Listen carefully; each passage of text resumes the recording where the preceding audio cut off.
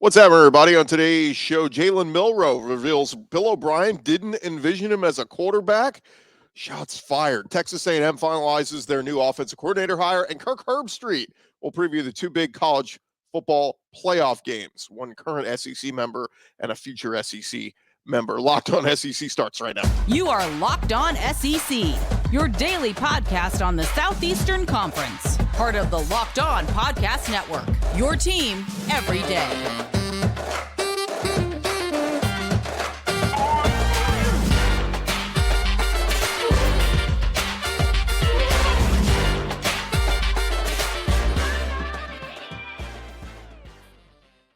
And what's up, everybody? Welcome into Locked On SEC. It's great to have you guys along. I'm Chris Gordy. Thanks for making Locked On SEC your first listen every day. Shout out to our everydayers.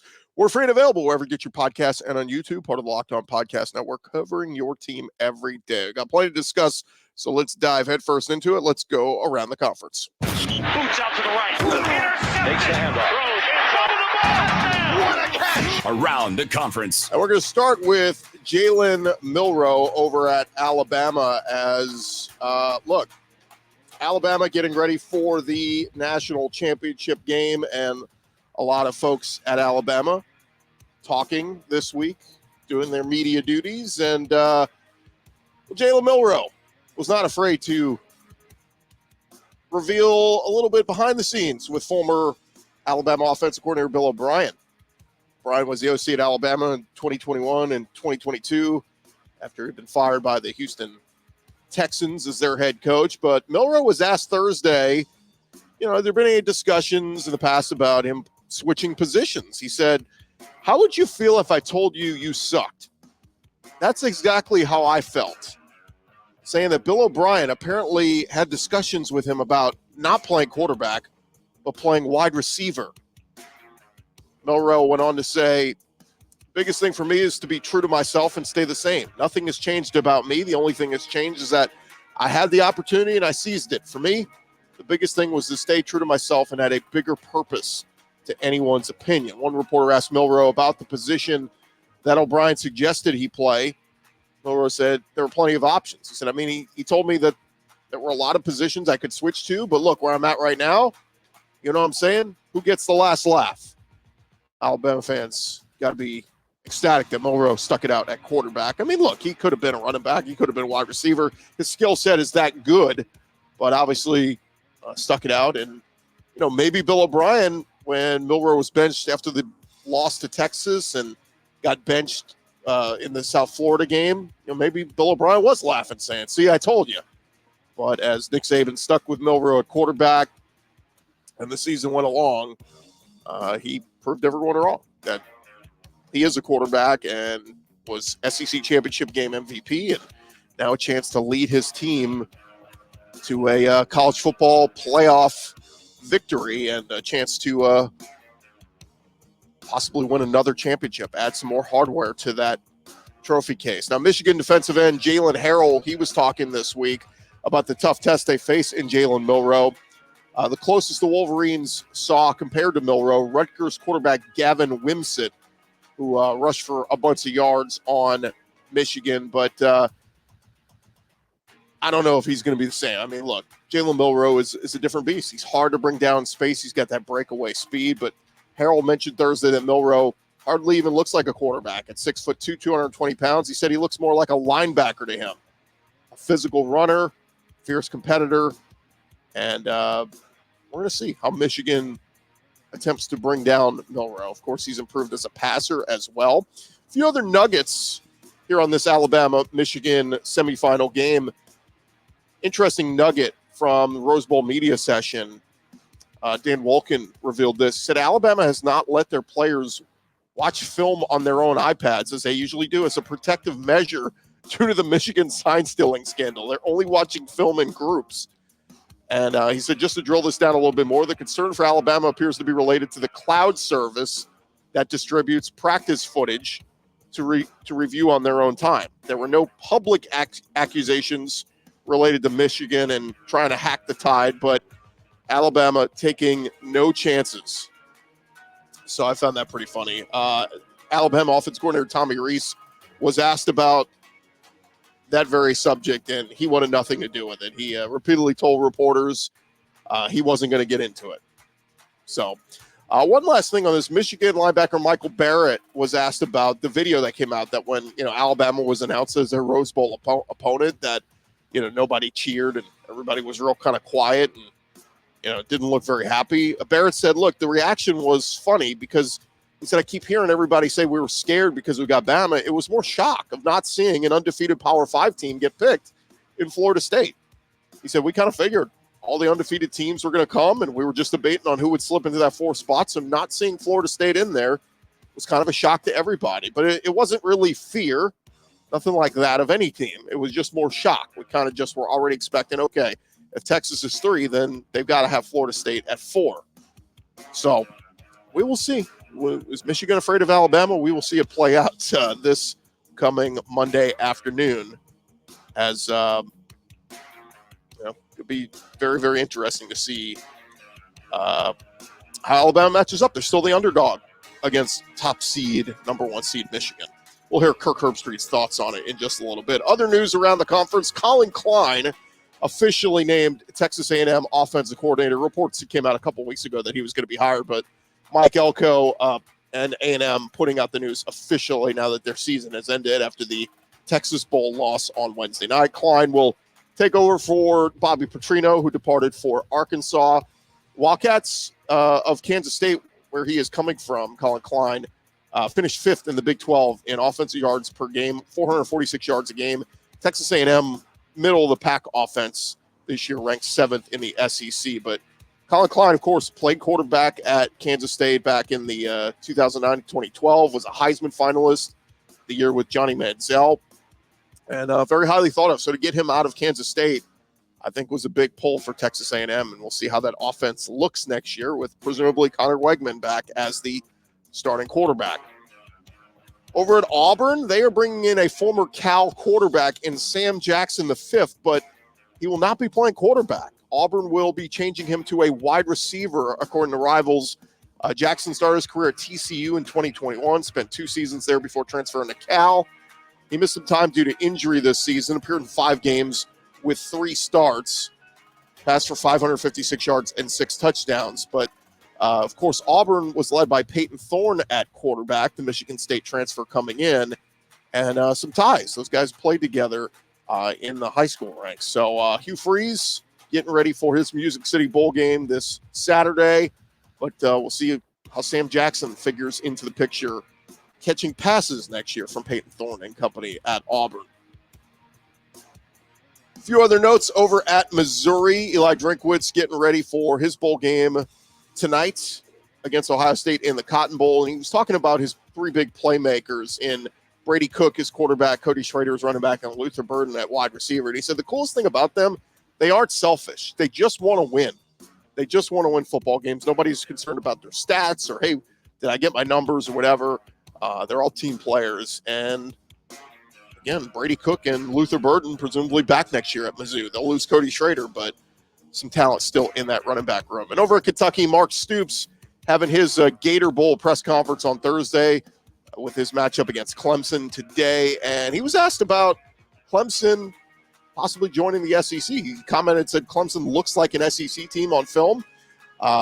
He was asked, you have any thought on Clemson maybe joining the SEC in the future? Stoops said, I don't want to be reckless. As soon as I say something, that'll be national news. So, nonetheless, that will kick off later today, depending on what time you're listening to this. Thank you guys so much for making Locked On SEC your first listen every day. Coming up next, a conversation with Kirk Herbstreit previewing the 2 big college football semifinal games here in just a second, right here on Locked On SEC. This episode presented to you by our friends over at the Game Time app. Look, you shouldn't have to worry when you're buying tickets to your next big event. Game Time is the fastest and easiest way for you to buy tickets to all your favorite sporting events. They got killer last-minute deals, all-in prices, views from your seat, and their best price guarantee. Game Time is going to take the guesswork out of buying tickets. They're obsessed with helping you find ways to save money on tickets. They have deals on tickets right up to the start of the event and even an hour after it starts. So if you're in the tailgate lot, you hadn't bought tickets yet, you've been thinking about it, keep checking that Game Time app and see if the prices change. I'm sure some people will be thinking, oh, this ticket hasn't sold yet. Let me drop the price a little bit on it. Game Time will take care of you. That Game Time guarantee means you will always get the best price. If you find tickets in the same section and row for less, Game Time will credit you 110% of the difference. So go take the guesswork out of buying tickets with Game Time. I told you guys, went to an NFL game a couple of weeks ago, bought tickets, did the all-in price, shows you your full total, fees and everything, no guesswork, no hidden fees. It's all right there up front for you. Download the Game Time app, create an account, and use our code LOCKEDONCollege. Get $20 off your first purchase. Terms apply. Again, create an account, redeem our code LOCKEDONCollege for $20 off. Download Game Time today. Last-minute tickets, lowest price guaranteed.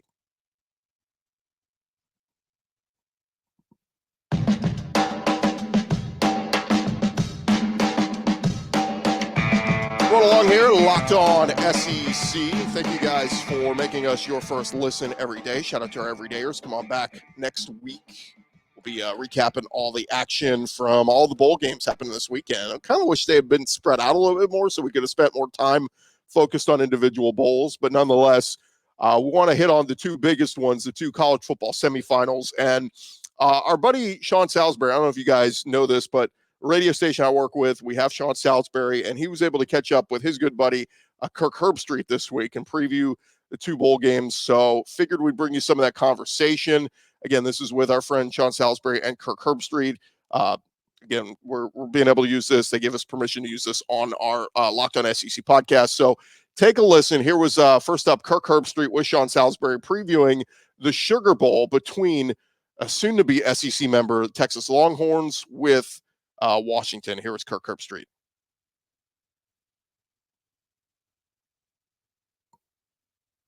All right, let me start with this Texas and this Washington game. Kirk, we don't see, I do, Pac-12 guy, which is no longer, we don't have Pac-12 anymore after this one, but here between Texas and Alabama and Michigan, people in this part of the country and East always see far more of them. So while they hear about Penix and hear about Washington, they don't hear enough. So for Longhorn fans, what are they about to face with this University of Washington team and the challenges? I'm not going to compare them to the 2019 LSU team that had Jamar Chase and Justin Jefferson and obviously Joe Burrow, but it's in that realm as far as what you're defending.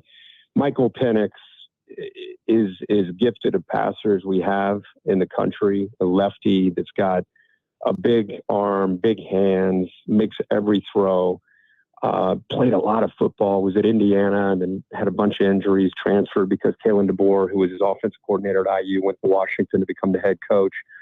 And so we followed him out there. And Kalen DeBoer in 2 years went from Washington being irrelevant, not just nationally, but on the West Coast, to all of a sudden being a big-time factor. And he's loaded at receiver.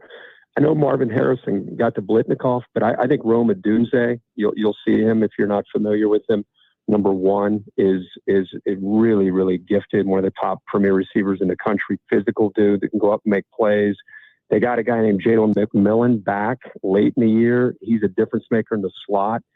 They got a guy named Polk who transferred over from Texas Tech. So they got 3 or 4 options at receiver. So the point is it's hard to double one guy. And then the change from the USC game on, a game that I called at the Coliseum, is they can run the ball.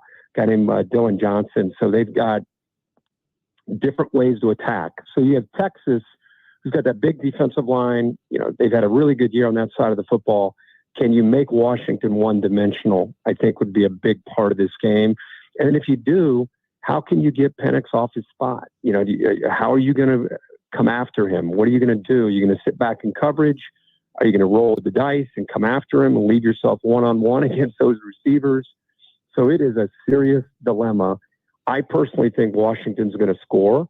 I think it's more about, is Texas going to score with them and who's going to win the turnover margin? The things that always affect field position in a game, but do not sleep or disrespect Washington and what they're bringing to the table. I think on a national level, people kind of poo-poo the West Coast. Yep. They poo-poo the old Pac-12.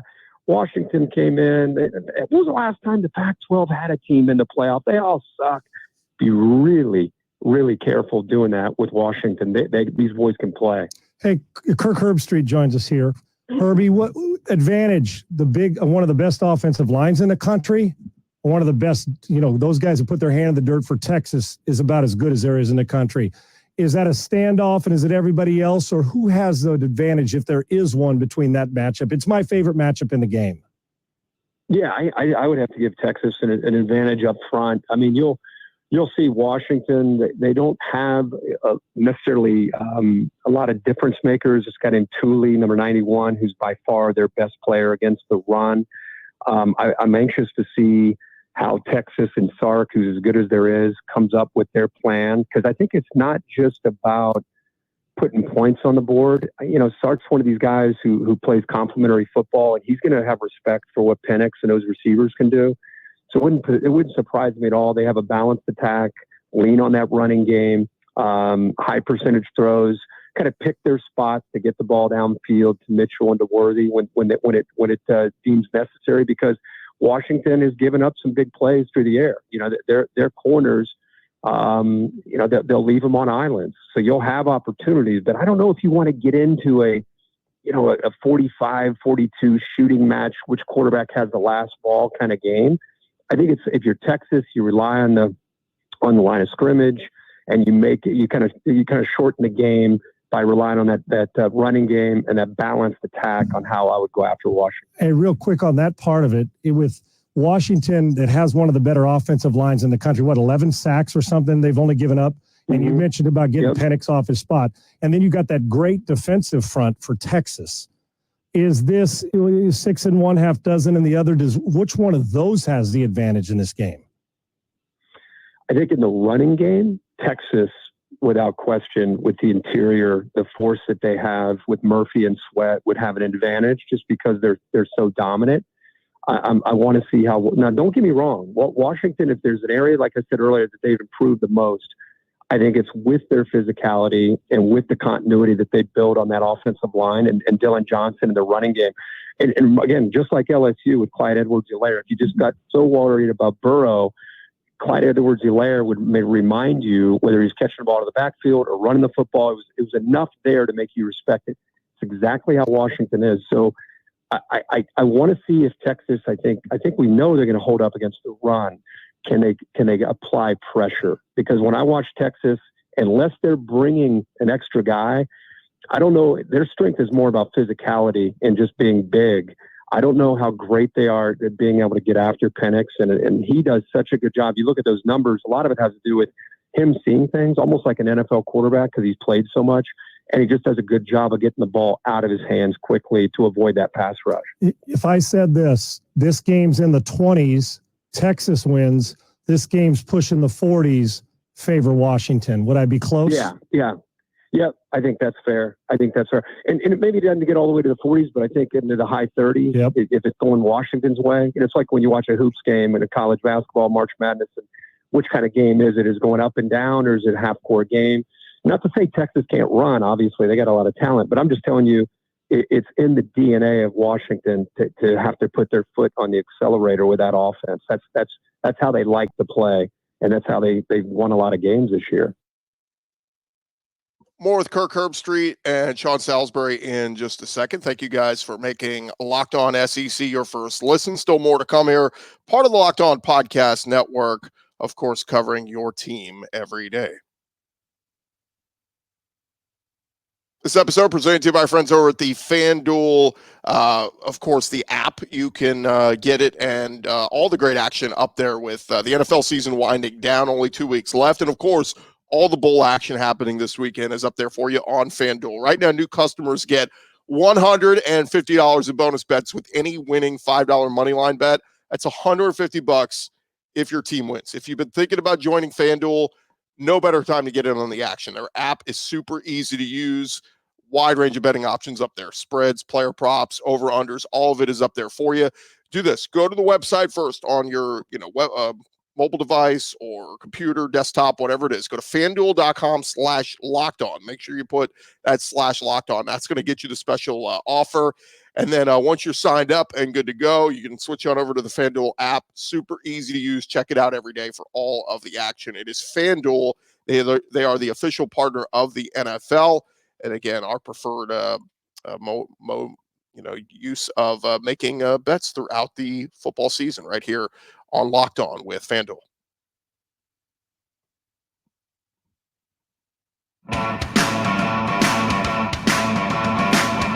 All right, continue on here. Locked On SEC, bringing you our buddy Sean Salisbury, his conversation this week with Kirk Herbstreit of ESPN and College Game Day, previewing the big bowl match or the semifinal matchups in taking place on Monday. Of course, we won't be with you guys until Monday, so figured we would bring you some of this conversation. And our buddy Sean Salisbury, we're interviewing Kirk Herbstreit over on our station, Sports Talk 790 this week. Of course, my other gig that I do outside of Locked On SEC.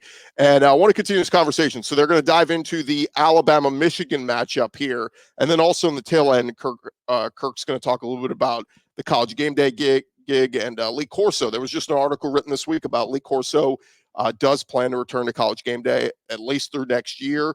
Another run there with College Game Day and ESPN, and Kirk Herbstreit talks a little bit about his affinity for Lee Corso and their bond together. So keeping that in for you, it's Michigan, Alabama preview, and then a little bit on Lee Corso and College Game Day. Here's more of Sean Salisbury with Kirk Herbstreit.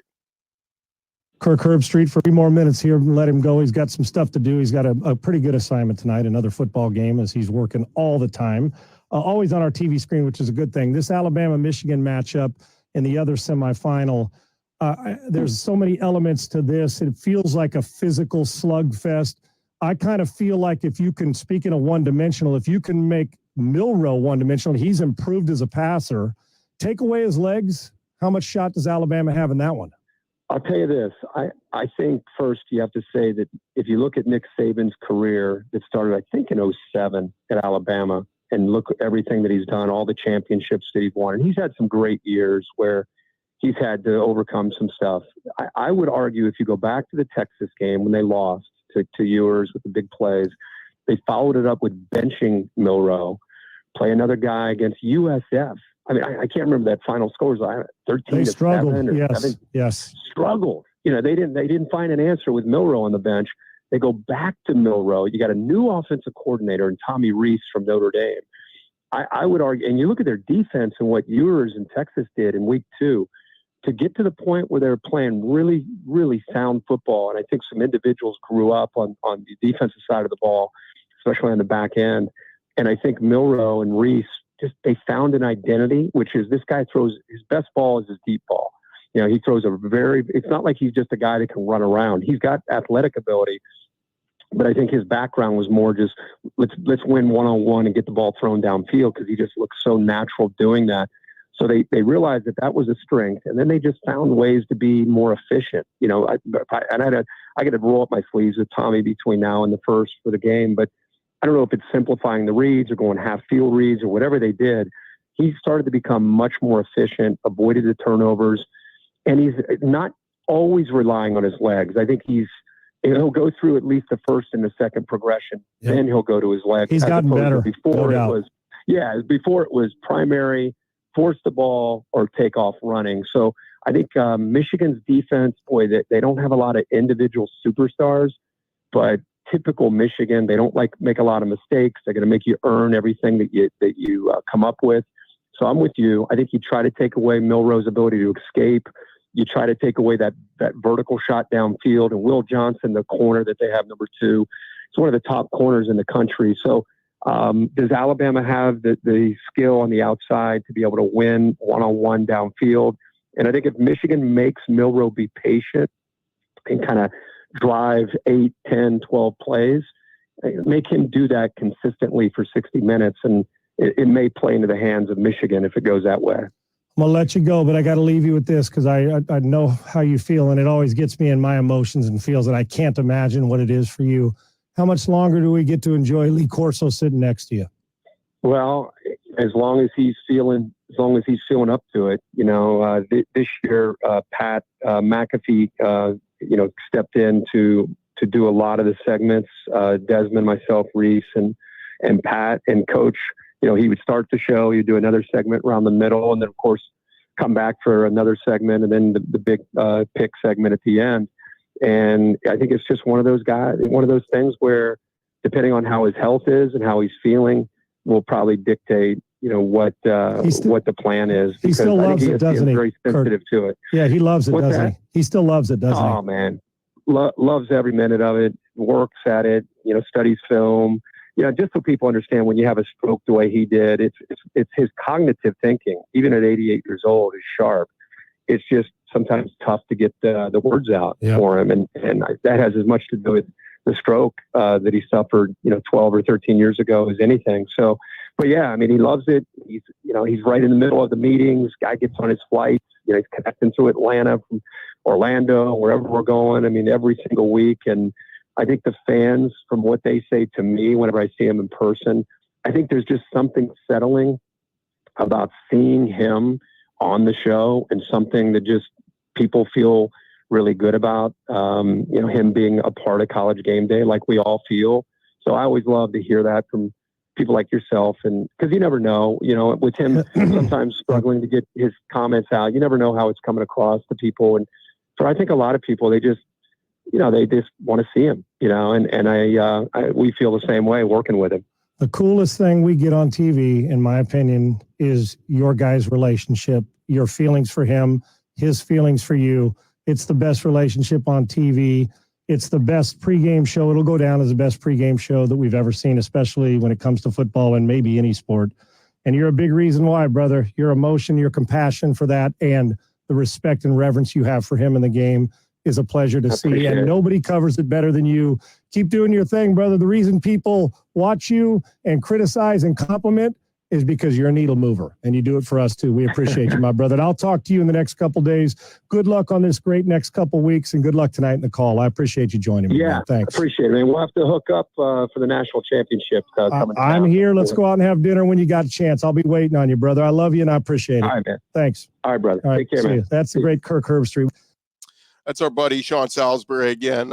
His interview this week with Sean Salisbury show over on my other job, my station, Sports Talk 790, and had Kirk on. And again, just was great stuff there, kind of previewing the matchups, and then also talking about Coach Lee Corso coming back next year on College Game Day. And figured we'd bring you a little bit of that conversation heading into the weekend. All right, let's get into it. We already got some of the bowl action taken care of, so let's take a look at some of the bowl games and our picks. We picked, I think we officially had picked Texas A&M to beat Oklahoma State. That was 2 weeks ago, and obviously before we knew that Jalen Henderson was gonna get knocked out of the game. So we're 0-1 in our picks there, but let's take a look at the other ones. Kentucky versus Clemson. Kentucky is the underdog, and tonight Mizzou versus Ohio State. Mizzou is the underdog. I feel like one of these teams is going to pull off the upset, whether it's Kentucky or Mizzou.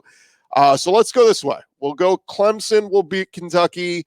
We'll take Mizzou in the upset tonight against Ohio State. This just feels a little bit like, remember Tulane and USC last year? Like Tulane, it meant way more to them. I think this Cotton Bowl means way more to Eli Drinkwitz and Mizzou than it does to Ohio State. They don't care. Ohio State wants to be playing for championships. I don't think they're going to be very motivated or excited to play in this one. So let's go with Mizzou in the upset pick tonight. On Saturday, we will get Ole Miss against Penn State. I'm rolling with Ole Miss. I think Jackson Dart and Lane Kiffin, they're all excited about all the pieces they got coming in this offseason. I think Ole Miss gets the job done. Auburn versus Maryland.